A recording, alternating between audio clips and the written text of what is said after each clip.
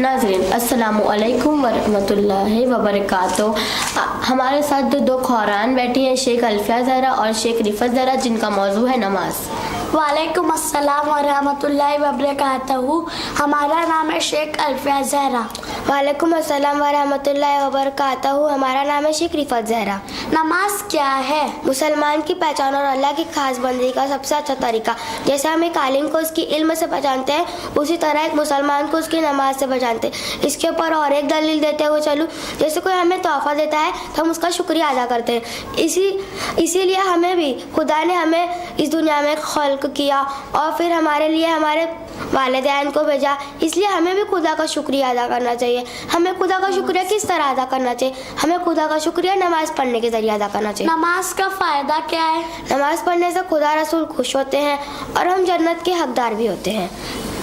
नमाज किसको पढ़ना चाहिए? नमाज सबको पढ़ना चाहिए। नमाज 15 साल के लड़कों को पढ़ना चाहिए, लेकिन उन्हें 10 साल से ही पढ़ना चाहिए, ताकि जब वो 15 साल के हो तब वो नमाज के आदी हो जाए। और 9 साल की लड़कियों को पढ़ना चाहिए।